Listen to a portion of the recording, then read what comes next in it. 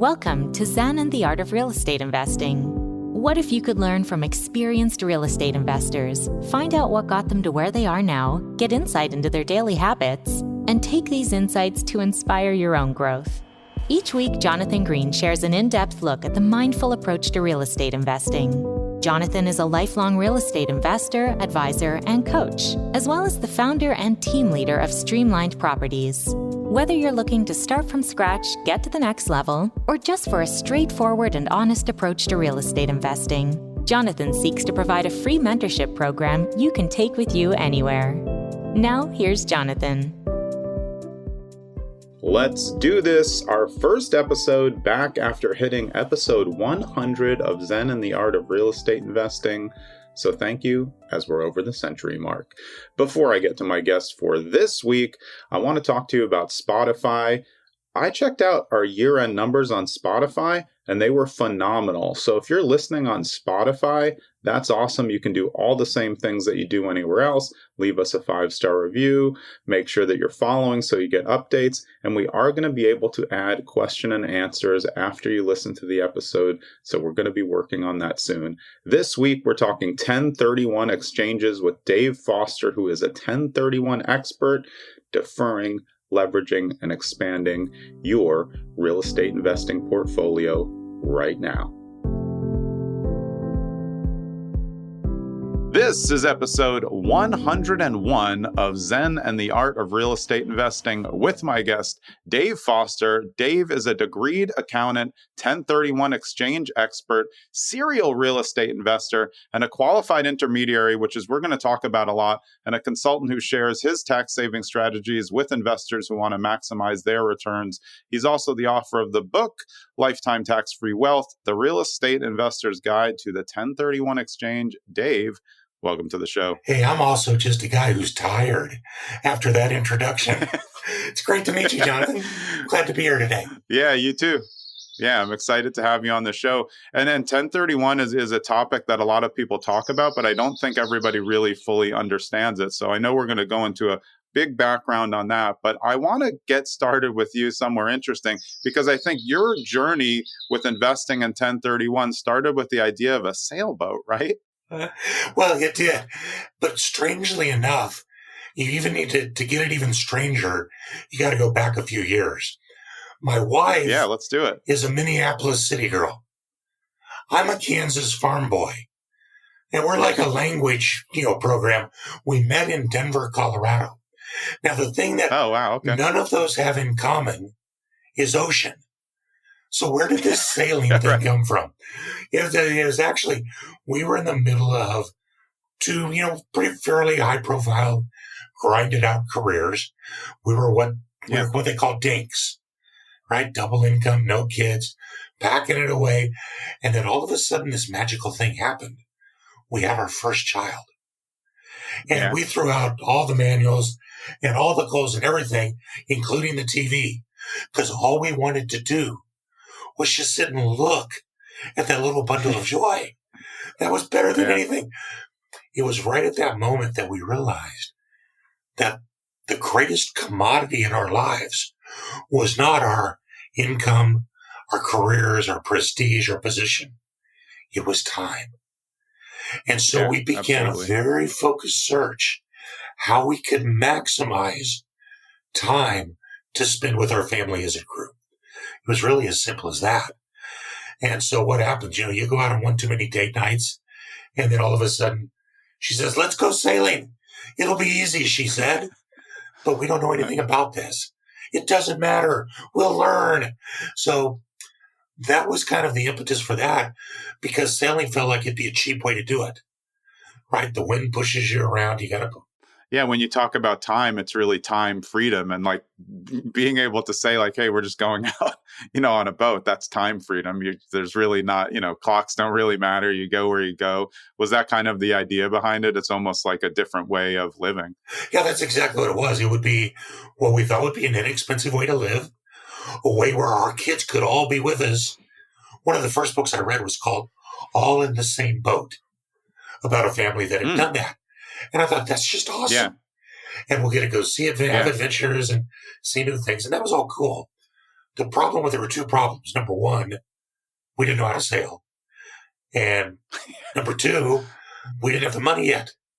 So learning to sail was easy. That's no problem. You just go find a body of water and hand someone some money and they teach you to sail. Mm-hmm. But how to structure an income source stream that was going to allow us to get out and do this and to do it soon enough that we weren't trying to draw Social Security while it was happening, were the real challenge. Right. Well, you had a goal of getting the boat before your son was 10, right? Yeah, exactly. Exactly. So what we decided, like so many people today, was real estate looked like a great way to do it. You can develop passive income. You can grow. There's all sorts of different ways that you can use. So because my nickname is Ready, Fire, Aim Dave, I went out and I just bought a duplex in Denver and fixed it up and turned around and sold it. And I thought, that's it. We're on our way. Here we go, 10 years till January. Yeah. And that's when I met with Turbo Andy, my accountant.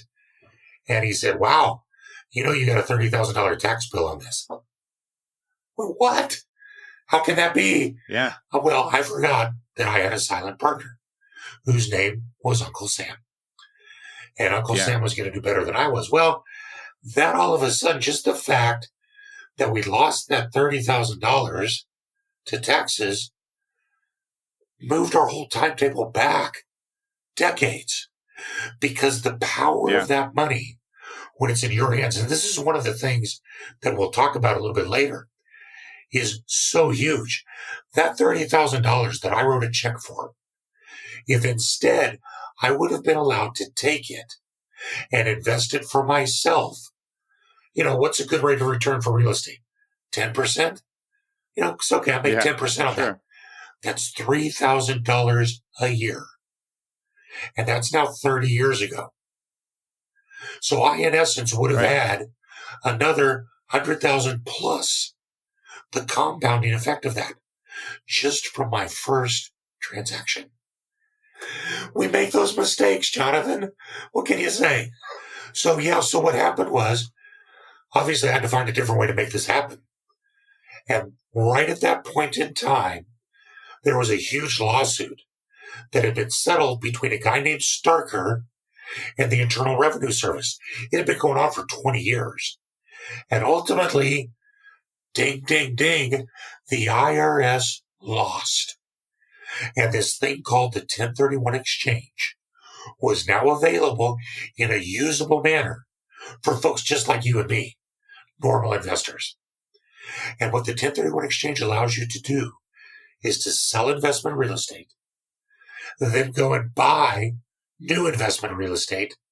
And in the middle, you don't have to pay the taxes. You get to use the tax to buy more real estate, which means more return to you. And now you're on that wheel where you're making money on the money that you deferred in taxes. And then you make the money on the money on the money that you deferred from taxes.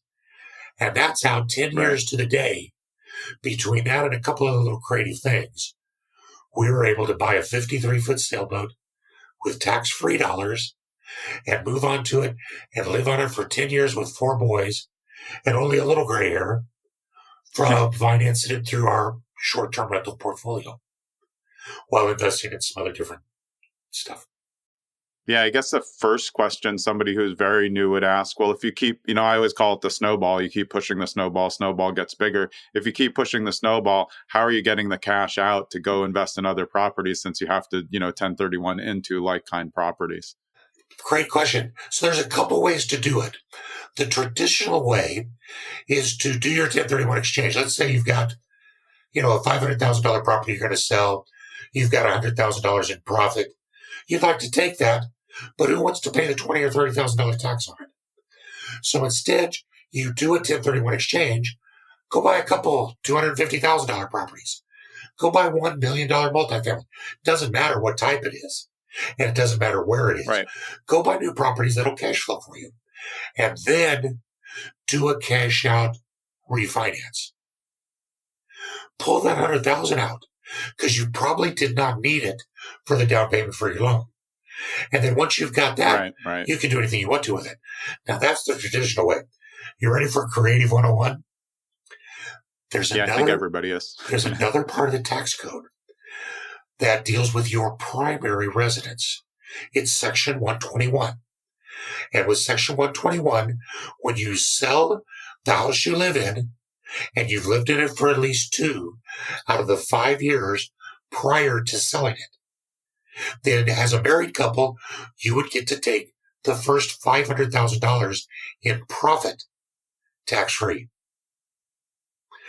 Now, here's a question for you, Jonathan. How many times can you do that in your lifetime? Do you know? I think unlimited. That's my guess. That's exactly right. Unlimited as long as it's only once every 2 years. So think about that just as an investing strategy by itself. If you do nothing more than buy a house, move into it, live in it for 2 years and sell it, the IRS is going to give you up to $500,000 in tax-free income.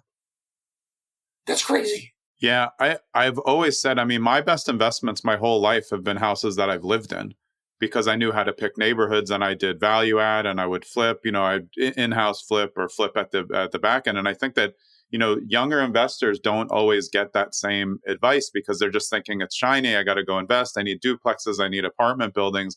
And they're not thinking generally like, hey, the house I live in is also, not only do I get the perfect part of enjoyment of the house, but like I can be making money on this all the time. That's the appreciation that helps you do that cash out refi that, you then take that money and put it into another property. Yeah, that's exactly right.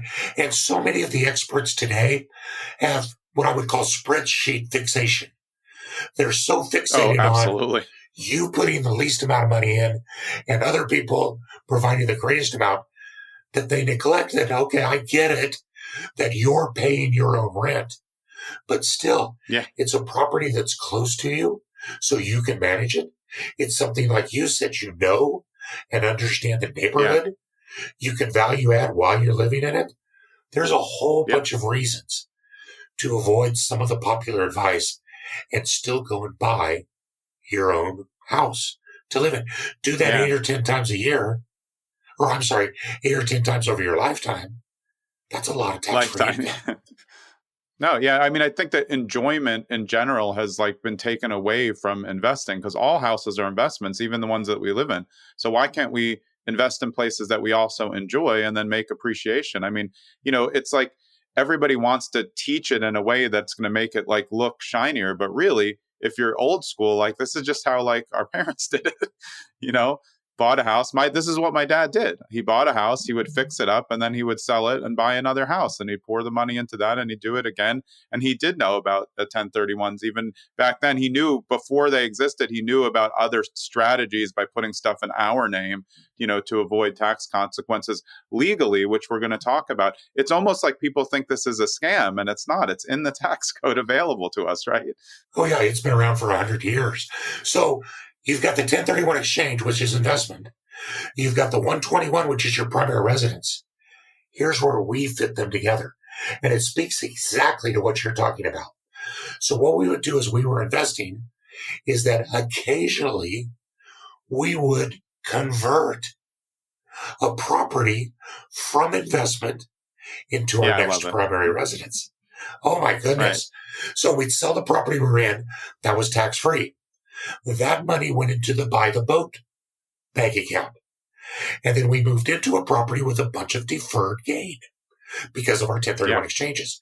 So part of what we did, and this speaks to the fun, is when we did 1031 exchanges, if we were planning on moving into it, we would always go buy something that we'd really, really like. We didn't just, not like we bought, rentals in the hood and then moved into them. Yeah. We would 1031 into really nice houses that we would like to live in. Yeah. And that worked out perfect, because then every time we would then sell from that. Now, I've got to do a caveat, because this was pre-2008. Before that, we would get all of the gain tax-free. Yeah, wow. Since 2008, they now make you prorate.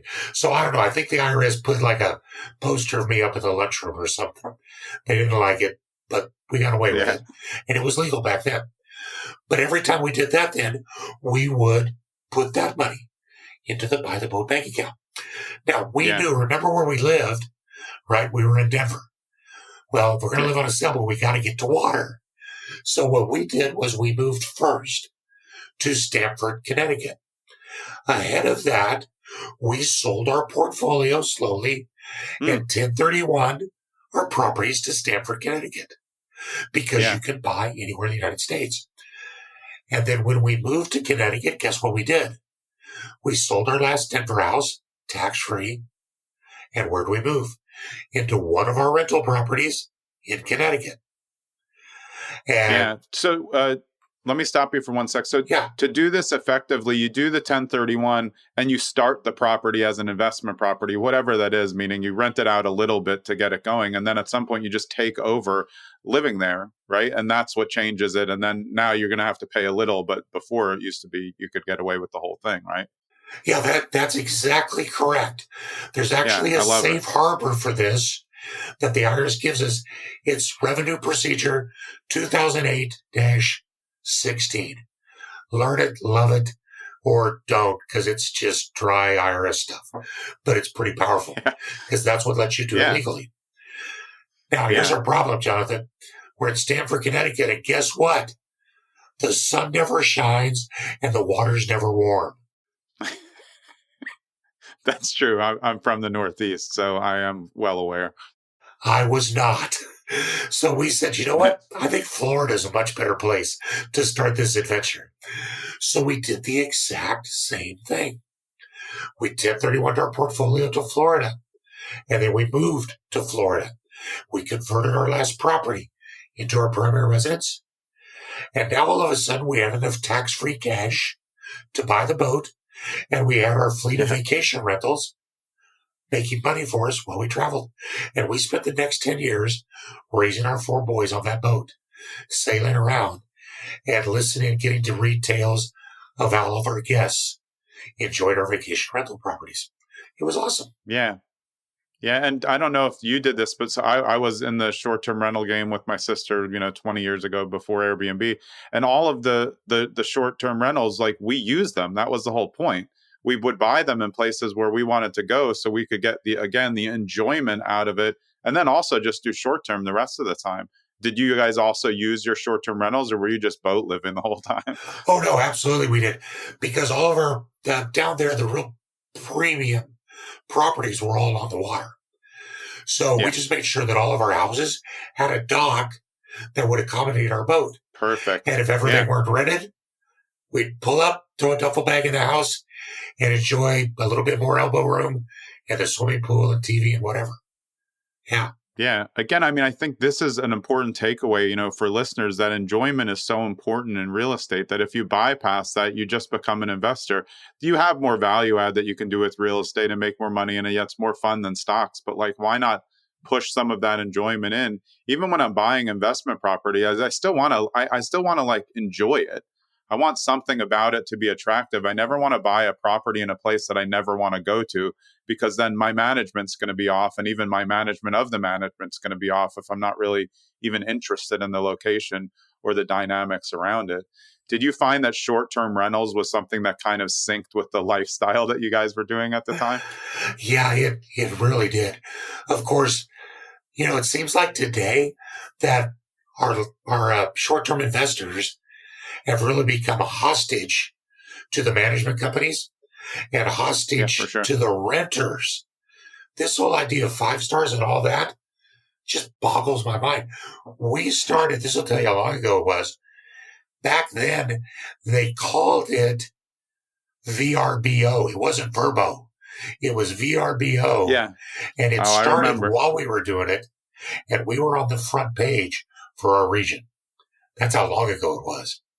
But it was perfect. Yeah, We were on HomeAway. We were on HomeAway first, and then VRBO at the time. This is about 20 years ago, and these were big rental properties. We did great. The fervor wasn't around it like it is now, like you said, with super hosts and making sure you have the 5-star. But it is a hospitality business, and I think it was interesting that both you and I and others that we know who were in the game back then, we learned that. But as I go back, like when I traveled with my dad when I was younger, we stayed at like timeshares. We owned lots of different random timeshares because my dad bought weird stuff. And we stayed in short-term rentals before that was even called a thing. You would just go to a realtor's office in Sanibel, Florida, and they would just give you a place for the week. Like that was how it worked. It just wasn't like this thing that it's become. But I grew up, always, we didn't like hotels. We wanted, like you said, laundry and my own refrigerator, and I wanted to walk out from my own place and feel like I was at home for a week. And that's why I think the industry exploded. But of course, people have taken over it and done it in the wrong ways, which have made it harder. But yeah, it's interesting to know that we have the same history back doing it when it wasn't as popular, but it was very lucrative. Well, and it's actually a very, very popular later life cycle strategy for exactly what you're talking about. Because we get investors who will say, okay, I'm making money, but I'm tired of all this. I'm not having fun. And so our encouragement is, well, do you have someplace you like to vacation? Go buy a vacation rental there, whether or not you manage it yourself. Yes, it may affect your return in dollars, but it'll probably greatly increase your return in enjoyment. And so we have people that will 1031 into whole portfolios of there's a place where they have Copper Mountain where they want to ski. Yeah. There's a place in Florida where they like to go to the beach.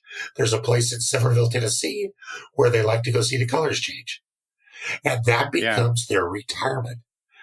I've got a great guy I can tell you about. He's one of my favorite clients. He's a realtor down here in St. Pete Beach. And he used his 1031 exchanges to buy 3 identical, on the same floor, condo units on a beachfront condo in a building in St. Pete Beach. And his whole retirement plan was that he 1031 into them. He used the first one for a couple of years, and then he moved into it. So tax deferred, turned into his primary residence, and then he sold it after 3 years. Now, why did he do that? Because he had owned it for 5 years. He had lived in it for at least 2 out of the previous 5. So he got to take 60% of the gain tax-free. And that was his retirement job. So, I said, well, how did you know it was time to move? They said, well, first of all, we knew we could take advantage of the primary residence exemption. But secondly, it was time to redecorate. So we just moved instead. Where do you think they moved, Jonathan? Next door, for sure. Yeah. And started that process over. And they'll do that another time further forward. So does he pay some taxes? Sure. But if he was delivering pizzas or sacking groceries, he'd be paying taxes as well. In this way, his job that he pays taxes on is to go out on his back deck and look at the ocean while he sips coffee. It's not a bad life. But this also, it brings up another, we've talked a lot about enjoyment, but I also think this, my dad taught me to not have an emotional attachment to real estate, because every time we fell in love with the house, he would sell it because he had just flipped it. We spent all this money, then we would make a bunch of money, and then we would do it again.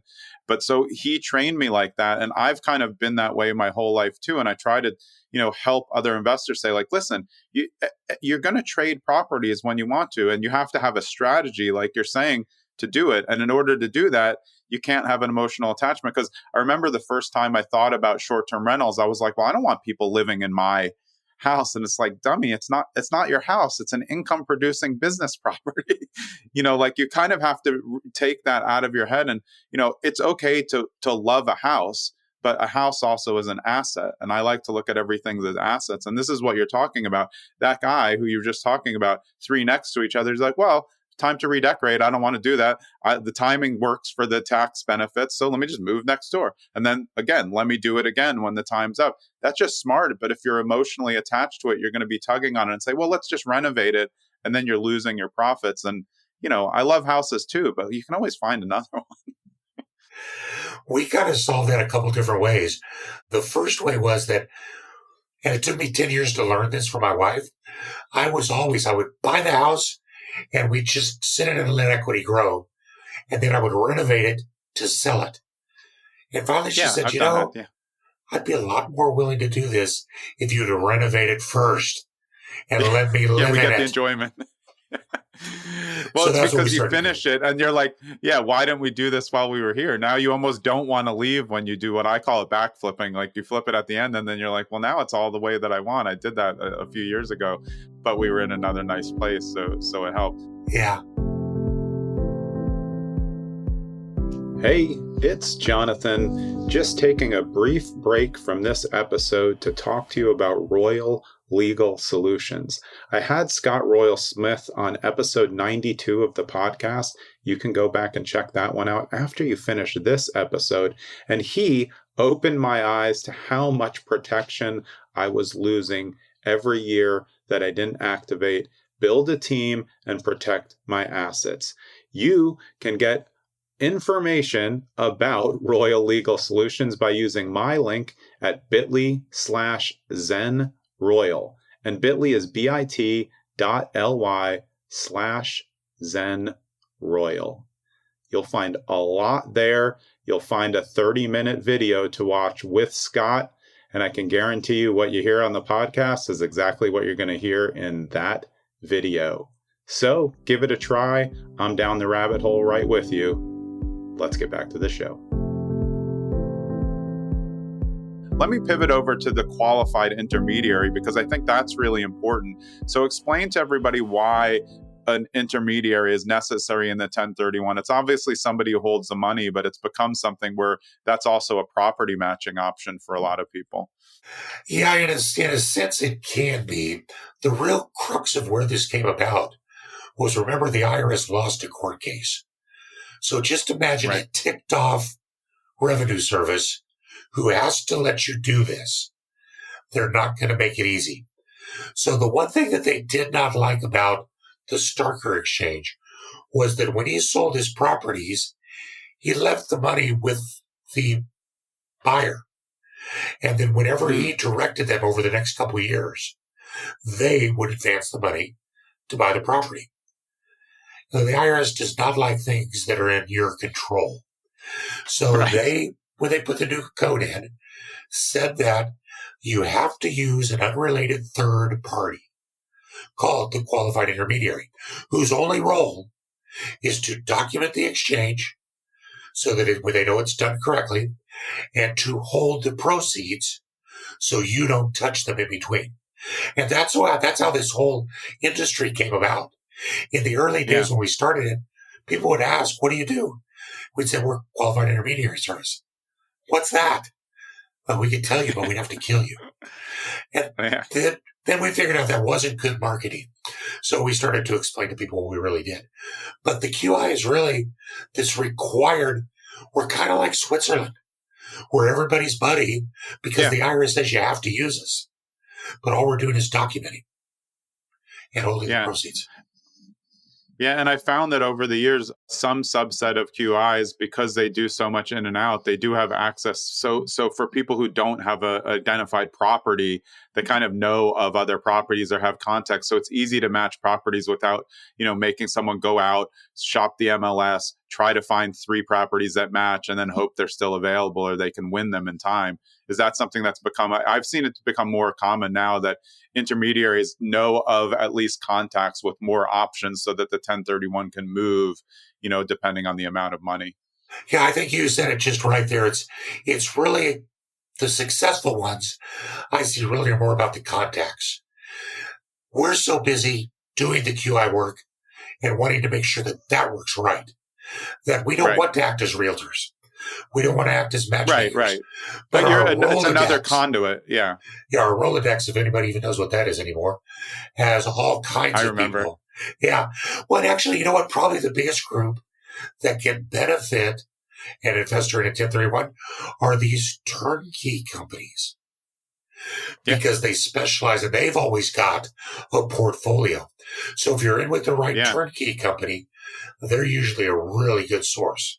Yeah, I think that's a great point. I mean, you want something because you don't have a bunch of time. I mean, you have the 6 months total, but your identification needs to be the 3 properties, and you want to be able. So it's nice, like you said, for those of us who are old enough to know what a Rolodex is. Now, you younger people call it their phone, but yeah, to say like, okay, well, this person wants to go to Tallahassee. You're like, oh, well, who do I know in Tallahassee who might have properties that aren't necessarily just sitting on the MLS open? They're like you said, turnkey in the process of building. Know that we can close them when we need to close them within the time frame. I think that's a great point. And I think turnkey is the perfect option for 1031 if you're looking to do, more of a passive exchange where you're not trying to turn it into another value add property. Yeah, and usually too, I will encourage people, the time to get your QI involved is not when you're ready to sell. It's way before you're ready to sell, because you want to spend that time figuring out what you're going to buy. So you can be laser focused on both the region as well as the type, because the 1031 exchange is really so effective to be used throughout an entire real estate cycle. Whatever type of real estate and wherever it's just starting to cook, you can use the 1031 exchange as an entree. I am amazed at how many of our clients sold in the San Francisco Bay Area in 2013, 2014. And they all went down and they bought this dusty West Texas land around Austin. They've done pretty darn well following you. I think they've done real well.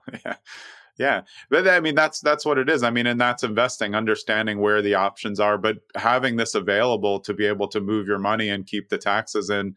And then the end goal of a 1031 actually is really not always, but it can be at death, right? Because if you keep rolling a 1031 and then the principals just say, it's me, I pass away, then there's no tax consequences to the heirs in that case, because you've rolled the snowball the whole way, right? That's it. I mean, death is not my favorite way to defer tax. Right. But we're all in there anyways. It's good for the heirs when the time comes. Yeah. Just be careful about telling your kids about it too soon. One of my children decided to go to med school. I'm just hoping it wasn't so he could pull the plug. Yeah. You got to keep a watch at next Thanksgiving, Dave, just to be careful. Exactly. But so over the years, have you seen a subset of investors who just kind of are missing the boat on 1031s? I mean, maybe it's just general flippers who want to just get the money, but then they end up paying taxes, or people who just keep not paying their taxes until they become too large. There's 2 groups of people that I really see missing out. And the first one is the person who says, I'm going to have to pay the tax anyways, so I just won't pay it now. Yeah, I've said that. Have you? Yeah. Sometimes there's a reason to pay tax. But any day that you don't is a day that you make the money, whether it's 1 week or 30 years. So every day that you can keep that deferred is more money that's in your pocket that the government's letting you use it with. And when you couple that with the fact that you can, the 1031 is effective during any part of a real estate cycle.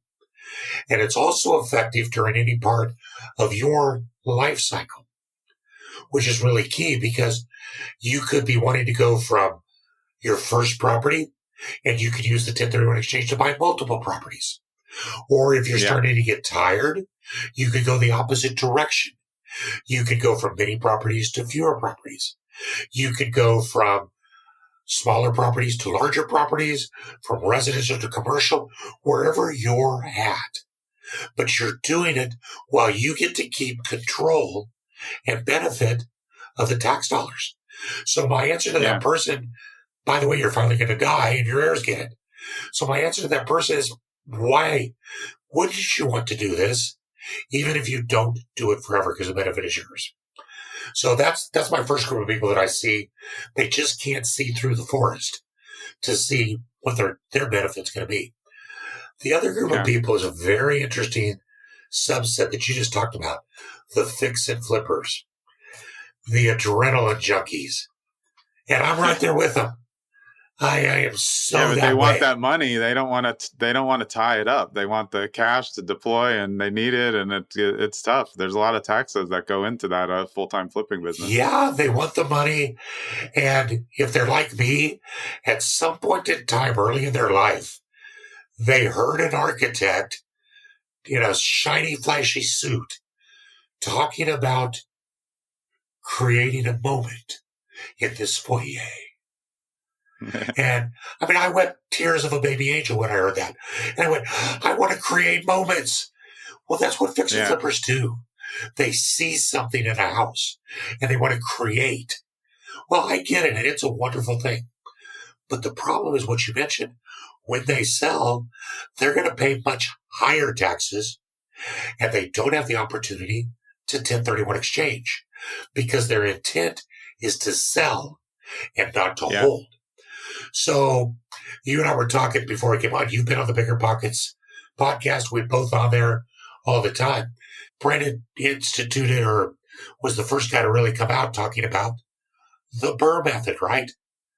Buy, rehab, rent, and then refinance that property to go buy and rehab and then rent it, refinance and repeat.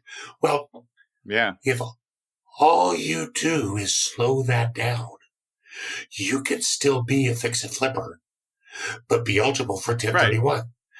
So you buy, you rehab it, you rent it, you refinance it, and then you hold on to that while you buy your next project. Yeah. You start work on that. Once your first property's aged a year, then you can sell that. And now you're at least going to get capital gains instead of ordinary income. But you're also going to have the opportunity to 1031 exchange. And what I have people do all the time is that's when they'll take that one sale and they'll go buy 2 fix-up target properties. Yeah, exactly. Yep. And do the exact same thing. I have literally investors that'll do 20 or 30 exchanges in a year, but they're not fix and flippers. Every one of those properties they've owned enough to do 1031s. So those are the 2 folks. And I just think you can overcome that so easily. That why not tax defer if you can?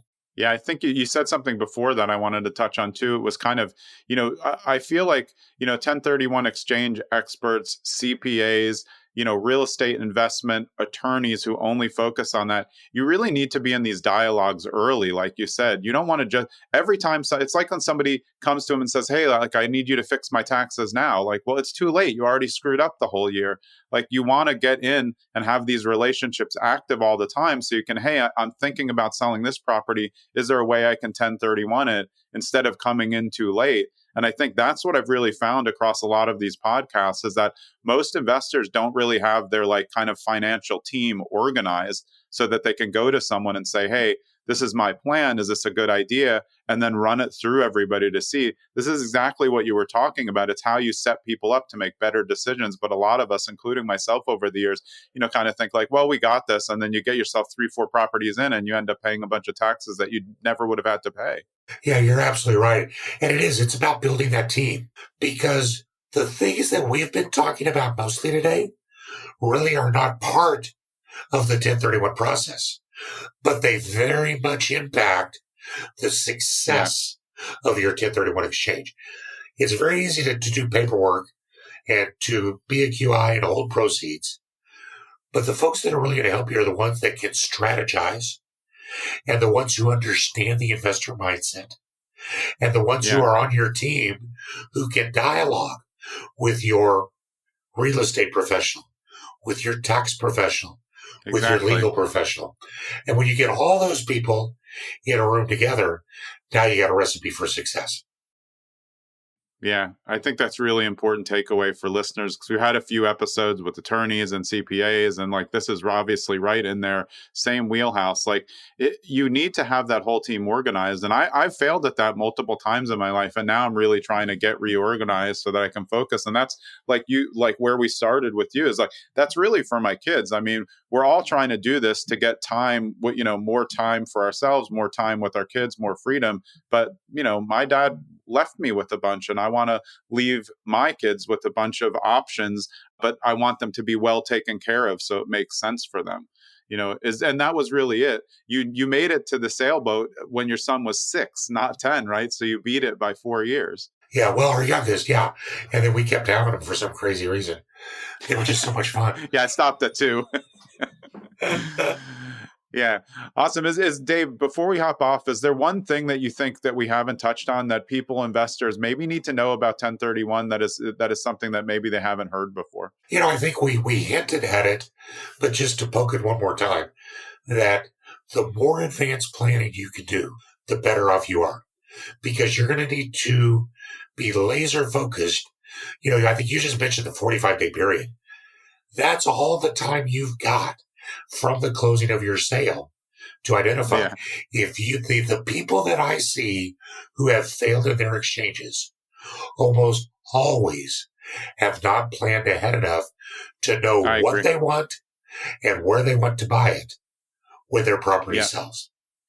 So it's that planning ahead that's really critical to determine where you're going to go, what you're going to purchase. And one of the nice things that few people know is that you actually don't have to wait until your old property sells to get a contract on your new property.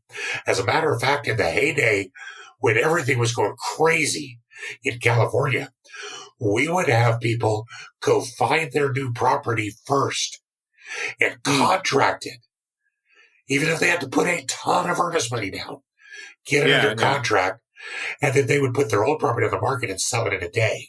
So you can be under contract for your new property before your old property closes. And that can buy you a lot of needed time as well. Yeah. Yeah. I think that's a great point. Again, I mean, this is, enjoyment, building the team and making sure that you're kind of planning in advance. And I've been in that situation where we wanted to do a 1031. We didn't, we just weren't prepared. And that's another point, though, of something that we said before about the Rolodex. It's like your best 1031 exchanges aren't usually going to be into MLS properties because you can't necessarily win those. Like now with multiple bids, like you actually have to win and beat the other people who are bidding. So maybe you identify 3, but you can't even win. Like somebody else is just going to bid something more than you have or that you're getting back on the 1031. So the contacts and people that and the people that the exchange intermediary knows are really, really important because they can point you in the right direction to things that are coming on the market, not on the market, or that are, available for exchange, which I think is really, really the way to make sure that you don't have a 1031 fail, which I have in the past. Yeah, that's absolutely right. As a matter of fact, one of the things that I'll tell people is don't think of the 45-day period as an identification period. You want to think of that 45-day period as an, oh my gosh, I got to get it under contract period to mitigate that risk. But there are things, if you're struggling with that your QI can help you with by getting you connected with, like you said, people with pocket listings, syndications that are able to accept 1031 money, Delaware statutory trusts that qualify for 1031. All of these things are readily available to save your exchange. But again, what's it take? A little advanced planning. Yeah, and a good QI there to know that you can pivot to these subset of syndications and DSTs that would make sense. That's a great point to finish on. Awesome, Dave. I really appreciate it. Is the best place for people to find you is at the1031investor.com? Exactly. We've created that as an educational website. So there's a 47-part YouTube series and calculators and links and articles, all kinds of good stuff. But that's the best way to find us, or check out our book on Amazon. One of the cool things is, and again, back to the Bigger Pockets theme, I pulled out about 7 or 8 different case studies from Bigger Pockets folks that we had worked with. And they're in all different walks of life, but it tracks them through their cycle to see how they were able to achieve their goals. And so that's a lot of fun to read as well. Yeah, fantastic. And they can find the information for your book on the website as well. And again, that's and then the numbers 1031investor.com. Dave, it was a pleasure having you on the show. Thanks for bringing the knowledge. I think you just unlocked some things for people, especially for new investors. Like, start planning now. Even if you don't want to do it now, just start thinking that that's an option for the future so you're not behind the curve. Hey, it was great to be here. Thanks. Yeah. Appreciate it. All right. That was Dave Foster, the 1031 Investor. I'm Jonathan Green. We'll see you next episode. I hope you enjoyed that episode of Zen and the Art of Real Estate Investing with me, Jonathan Green. And I just want to remind you, and this is always an uncomfortable part, I don't want you to think that I'm begging for you to like, subscribe, follow, do whatever you have to do for the podcast, leave a 5-star review. But if you like the podcast and you think it adds value in the real estate investing sphere, then just do me a personal favor. Like the podcast, follow it, share it when you can with your friends, and be so kind as to write a 5-star review if you believe it deserves a 5-star review up against what else is out there. I would really appreciate it, and I hope you keep listening.